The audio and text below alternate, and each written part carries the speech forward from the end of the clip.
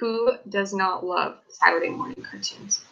I used to love waking up to the smell of Pillsbury cinnamon rolls baking in the oven and then running into my parents' room to start watching cartoons with my brother. We would all pile up on the bed and watch Jackie Chan and other funny Saturday morning cartoons. My parents also had put TVs in my brother and I's room at a very young age. I can remember a lot of my childhood that was spent in front of a TV watching TV shows and with my parents and with my brother. We would have no regulations on how long or when we could watch TV. It was just whenever we felt like it, we could put a show on. However, research shows that watching TV at a young age can be very harmful. According to David L. Hill, an MD, 92.2% of 1-year-olds have already used a mobile device, some starting as young as 4 months old.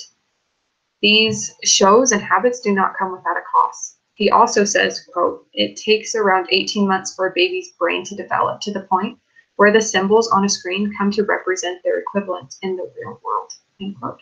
Babies and toddlers need to spend their time learning about interacting with people around them, not watching colorful objects and people that mean nothing to them through a screen. They can't transfer those objects that they're learning about in a screen to the objects that they see in their everyday life. They need to spend time focusing on their everyday objects to know what the everyday objects represent and how to use them in their daily lives, how to build a tower out of blocks. They can watch a toddler on the show doing it, but that doesn't help them learn how to do it.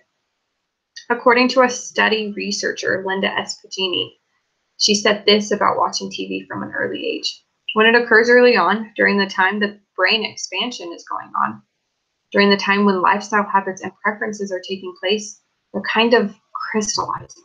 It can have extremely negative long-term effects. These negative effects she's talking about is academic, health, and social problems. Children have a hard time realizing what is real and what is not.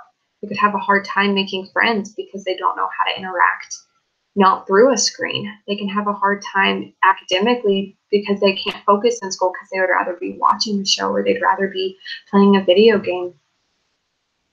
These health problems come from when children don't learn to listen to their body cues because they're too busy enthralled in a TV show.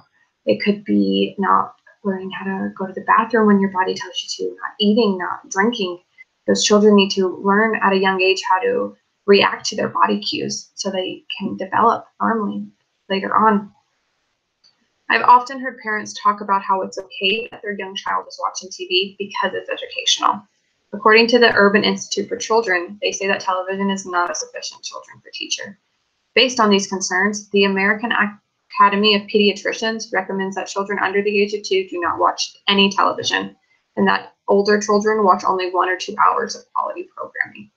Quality programming is anything that helps your child learn to read, helps your child to count, helps your child to learn their colors, something that helps them to become a better person and develop academically, as well as people skills.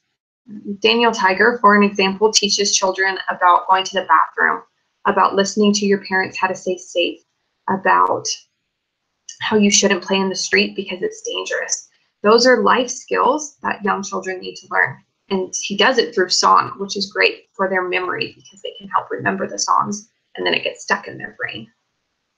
I am not a parent, but I do watch children in my home. And it is so tempting sometimes to just put on a TV show just so I can get that one load of laundry folded or so I can do all the dishes really fast.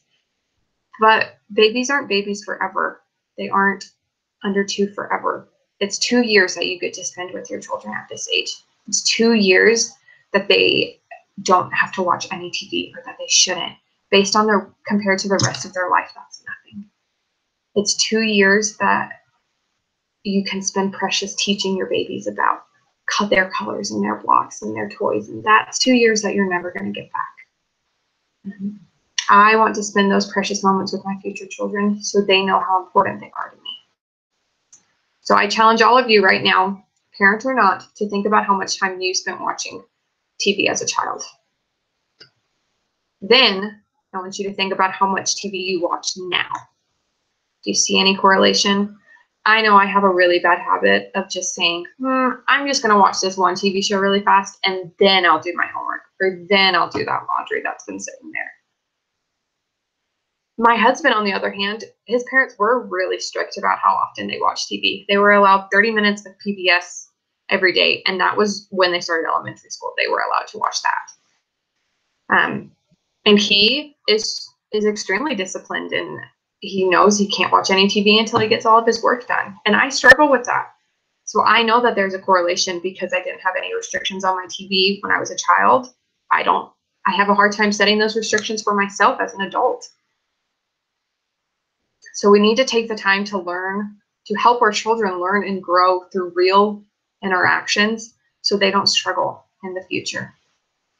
And I know that as we take the time to help our children at their young age develop appropriately, that they will be blessed in their adult lives and as they grow up.